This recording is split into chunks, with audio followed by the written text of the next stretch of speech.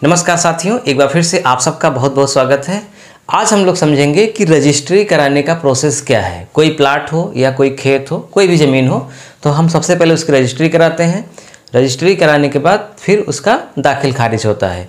दाखिल खारिज के बाद खतौनी में नाम चढ़ जाता है और पुराने मालिक का नाम कट जाता है। तो ये एकदम प्रैक्टिकल करके हम आपको दिखाएंगे, मतलब एकदम सिंपल लैंग्वेज में आपको समझाएंगे ताकि एकदम पूरी बात आपको समझ में आए, कुछ भी नहीं छूटेगा। अगर आप इस वीडियो को पूरा देखेंगे तो रजिस्ट्री कराने का जो नया नियम है 2021 का, उसके तहत ही रजिस्ट्री होगी, पुराने नियम से तो होगी नहीं। तो नया नियम जानना भी चाहिए, तो पूरी बात आप समझ जाएंगे।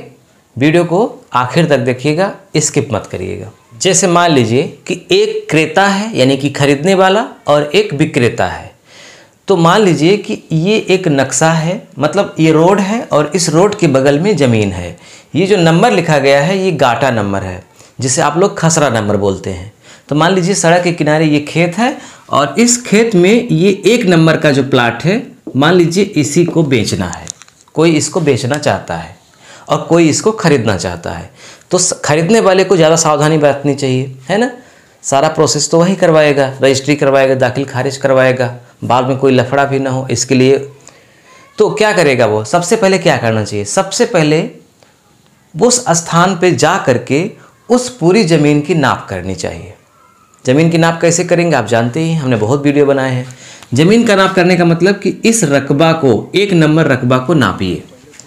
अब आप नाप बिस्सा में कर सकते हैं, बीघा में कर सकते हैं, वर्ग फुट में, वर्ग मीटर में। तो हम चूँकि खतौनी में हेक्टेयर में लिखा रहता है तो हम वर्ग मीटर में ही नाप करेंगे। तो मान लीजिए कि इसका जो रकबा है, एक नंबर का जो पूरा रकबा है वो है 0.2546 हेक्टेयर मान लीजिए। इसका मतलब 2546 वर्ग मीटर ये प्लाट है।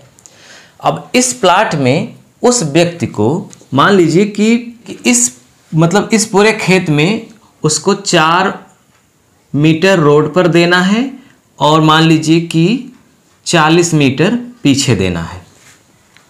4 मीटर रोड पे 40 मीटर पीछे का मतलब हुआ 4 चौक 16, 160 वर्ग मीटर ज़मीन को विक्रय करना है। तो सबसे पहला काम क्या होगा कि पूरी ज़मीन की नाप करवानी है। उसके बाद जिधर से लेना है उसको नाप लीजिए।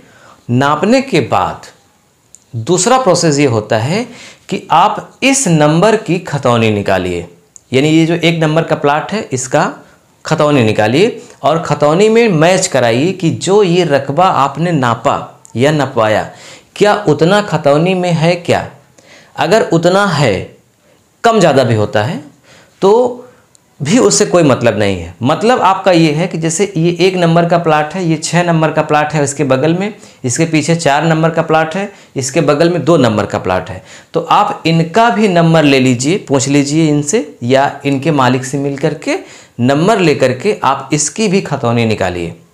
और देखिए कि ये जो बता रहे हैं कि हमारे पूरब साइड में जिसका खेत है, क्या खतौनी में उस नंबर का डालने पर उनका आ रहा है कि नहीं। ऐसे इनका चेक करिए। ऐसे इससे ये क्लियर हो जाएगा कि जो ज़मीन वो बेच रहे हैं और जो आप खरीद रहे हैं और जहाँ पे बताई जा रही है वो उसी स्थान पर है, क्योंकि उसकी चौहद्दी में जिसका भी नाम बताया गया, खतौनी उनके नाम से निकली। कभी कभी बहुत धोखा होता है इस पर, ज़मीन कहीं और रहती है, खतौनी में तो पता नहीं चलता कि ज़मीन कहाँ पे है। तो ज़मीन बेच देते हैं, बताते हैं कहीं और है, रहती कहीं और है, तो नक्शा में मिलाया जाता है। तो एक नक्शा भी गांव का निकलवा लीजिए, तहसील में मिल जाएगा। तो नक्शे में भी मैच करिए कि ये जो सड़क है, इस सड़क के बगल में जिस आकार का प्लाट है या खेत है, उसी आकार का उसमें है कि नहीं। इसके साथ साथ उस नक्शे में नंबर भी लिखा रहेगा। जैसे ये एक नंबर, अब मैं सिंबल के रूप में एक लिखा हूँ, आमतौर पे एक नहीं होता है, 2 अंकों में होता है या 3 अंकों में। तो वो जो नंबर है वो नंबर उस नक्शे में ज़रूर रहेगा और इसके साथ साथ उसके बगल में जो नंबर है वो भी रहेगा, उसके बगल वाला उसके। तो एकदम क्लियर हो जाएगा कि ये ज़मीन वहीं पर है। ये होता है पहला काम। इसके बाद दूसरा प्रोसेस क्या शुरू होता है, ज़मीन की मतलब कितना दाम है, कितना, ये तो दाम तो वो निर्धारित करेगा जो बेच रहा है और आप पे डिपेंड करता है, यानी कि जो खरीद रहा है उस पर डिपेंड करता है कि वो उतना देगा कि नहीं। तो दाम की कोई बात ही नहीं है। आमतौर पे जो सर्किल रेट होता है, सर्किल रेट से कुछ ज़्यादा ही लोग लेते हैं। जैसे सर्किल रेट मान लीजिए, सर्किल रेट का मतलब सरकारी रेट, जैसे मान लीजिए 5 लाख है तो आमतौर पे लोग 6 लाख 7 लाख, कभी कभी 10 लाख, कभी कभी ऐसा भी होता है सर्किल रेट से भी कम व्यक्ति ले लेता है, लेकिन उसका स्टाम्प सर्किल रेट पर ही बनेगा। तो वो तो दाम का निर्धारण दोनों पार्टियां करेंगे, उसमें तीसरा क्या कर सकता है।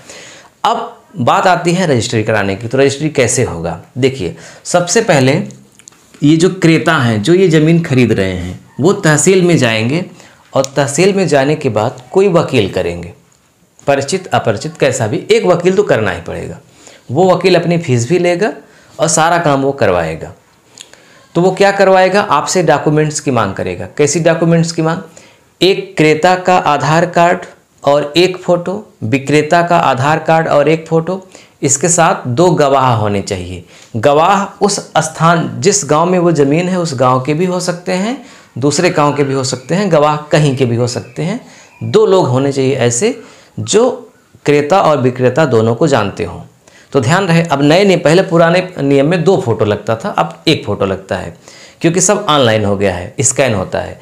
तो गवाह का 2 फोटो, मतलब एक फ़ोटो, एक आधार कार्ड की फ़ोटो कॉपी लगेगी और ऐसा ही क्रेता और विक्रेता का।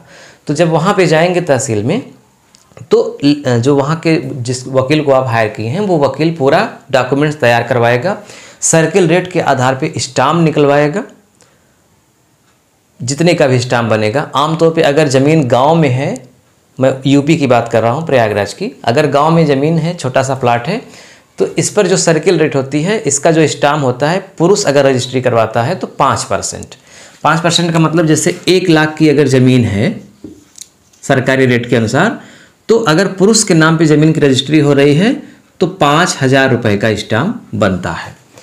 अगर महिला के नाम से रजिस्ट्री हो रही है तो 1% कम हो जाता है, यानी कि पुरुष पर होता है 5% और महिला पर होता है 4%, यानी 1 लाख पर 1,000 रुपये की बचत हो जाती है, 2 लाख पर 2,000, 3 लाख पर 3,000, इस तरह से।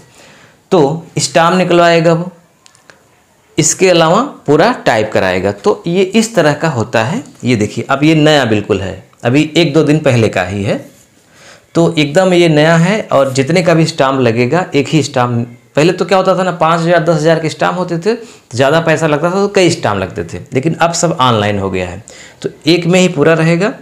तो इस तरह से वो स्टाम्प निकलवा करके फिर उसके बाद अगले में देखिए लिखा है लेख पत्र का, आप स्क्रीन पर भी देख लीजिए, लेख पत्र का संक्षिप्त विवरण। इसमें आपको क्या लिखा मिलेगा, ये पूरा टाइप करवाता है वकील। भूमि का प्रकार, भूमि किस प्रकार की है, तो लिखा रहेगा आवासीय है कि कृषि योग्य है, मतलब कैसी है। प्रकार लिखा रहेगा, परगना, गांव का नाम, संपत्ति का विवरण और गाटा नंबर, फिर इसका क्षेत्रफल कितना है, वर्ग मीटर में, वर्ग फुट दोनों में लिखना चाहिए, लिखेगा भी। फिर ये सड़क के किनारे है तो सड़क की लंबाई चौड़ाई, मतलब सड़क की चौड़ाई कितनी है, सड़क के किस ओर है, ये तो आगे लिखा जाएगा। फिर अन्य विवरण में कि मतलब उस प्लाट में क्या है, मतलब कोई पेड़ है या कोई कुआं है, कोई तालाब है, नाली है, क्या है, वो सब लिखा जाता है। मतलब भूमि के अंदर क्या है, पूरा कुछ नहीं है तो सब खाली किया जाता है। इसके अलावा आप देखिए मूल्यांकन पूरा है कि मतलब सर्किल रेट इसका कितना है वो रहेगा, फिर कितना दिया गया है वो भी लिखा जाता है। ध्यान रहे, आप जितना भी पैसा देंगे, जैसे मान लीजिए सर्किल रेट 5 लाख है, लेकिन आपसे वो 10 लाख अगर ले रहा है तो वो अवैध रूप में अब नहीं ले सकता। ये 10 लाख लिखा जाएगा कि हमने इनको 10 लाख दिया बाई चेक। ध्यान रहे, आप कैश दे भी सकते हैं, लेकिन वहाँ चेक ही दिखाना पड़ेगा, क्योंकि अब नियम है, कानूनी नियम है कि चेक से ही पैसा देंगे, सिर्फ 20,000 रुपये तक ही कैश दे सकते हैं। तो और एक चेक का नंबर भी इसमें लिखा जाता है, यानी कि जो चेक आप देंगे विक्रेता को, उसमें चेक का नंबर भी डाला जाता है इसमें पूरा। फिर कितने का स्टाम्प लगा है ये भी लिखा रहता है, और खेत की चौहद्दी लिखी रहती है कि यानी कि इस प्लाट की, जो आप ले रहे हैं प्लाट, उस प्लाट के पूरब में किसका है, पश्चिम में किसका है, दक्षिण में किसका है, उत्तर में क्या है। उत्तर में रास्ता है तो रास्ता, और रास्ता कैसा है इसका भी विवरण होता है। इसके अलावा क्या लिखा जाता है इसमें, फिर इसके अलावा तीसरे पेज में आप देखेंगे तो पूरा विवरण लिखा रहता है। इसमें ये एक मतलब लिखा रहता है, स्टेटमेंट रहता है कि मैं विक्रेता, मैं पूरे होशो हवास में ज़मीन बेच रहा हूँ, मैं किसी लालच और दबाव में नहीं हूँ, और मुझे मतलब मैं किस लिए बेच रहा हूँ ये भी लिखना ज़रूरी होता है कि मैं किस काम के लिए मुझे पैसे की ज़रूरत है और मुझे बेचने के अलावा कोई अतिरिक्त उपाय नहीं है, इसलिए मैं बेच रहा हूँ। तो ये सब फॉर्मेलिटी होती है, लिखा जाता है इसमें। फिर इसके अलावा जो 2 गवाह होते हैं, उन 2 गवाह का फ़ोटो पर सिग्नेचर बगल में भी, और पूरा उनका मोबाइल नंबर, पता दोनों का होता है। फिर इसके अलावा एक पेज होता है नजरी नक्शा का, यानी इसमें चौहद्दी मतलब एक सिंबल के रूप में, अगर खेत वर्गाकार या आयताकार है, ये जैसा भी है खेत, उस तरह का एक नक्शा बना करके उसमें लिख दिया जाता है कि उत्तर में क्या है, दक्षिण में क्या है, और ये जो खेत का रकबा है कितना है, खेत का नंबर कितना है, ताकि दिक्कत ना हो कभी। जैसे मान लीजिए कि यहाँ पे 4 मीटर है, यहाँ पे 40 मीटर है, तो ये 4 मीटर किधर से नापा गया है ये भी इसमें लिखना होता है कि जो 1 नंबर का गाटा है उसमें जो ये 4 मीटर सड़क पर और 40 मीटर पीछे है, तो ये 4 मीटर पश्चिम साइड से नापा गया है कि पूरब साइड से नापा गया है कि बीच से नापा गया है, ये भी लिखना अब ज़रूरी होता है। क्योंकि आमतौर पे ना क्या होता है कि ये तो हो जाता है कि 4x40 का हम प्लाट दे रहे हैं, लेकिन ये भूल जाते हैं लिखना कि किधर से नापेंगे, तो बाद में विवाद होता है। इसीलिए अब सब कुछ लिखा जाता है कि बीच में नप रहा है कि किनारे नप रहा है कि किधर नप रहा है।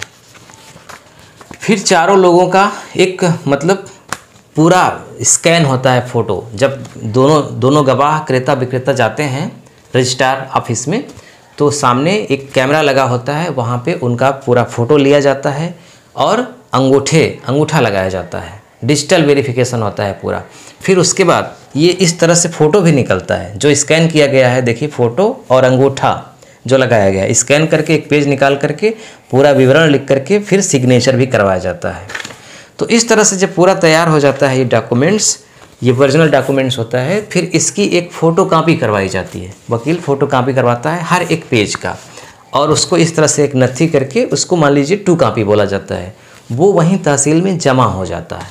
वो एक रिकॉर्ड के रूप में रखा जाता है ताकि कभी आपका खो जाए तो आप दोबारा निकलवा सकें, या फिर एक रिकॉर्ड तो रखना ही चाहिए, तो वो वहाँ 2 कापी होती है, ओरिजिनल आपको दे दिया जाता है।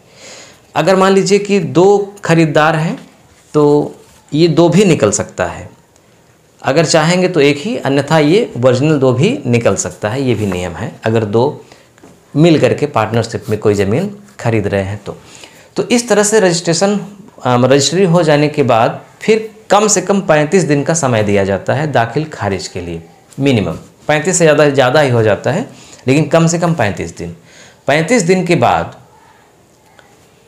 रजिस्ट्रार ऑफिस से एक सूचना अधिकारी जाता है उस स्थान पर जहाँ पे वो ज़मीन है, कानूनी नियम के हिसाब से, लेकिन अब कोई जाता होता नहीं है, लेकिन नियम यही है कि वहाँ पे वो जाता है।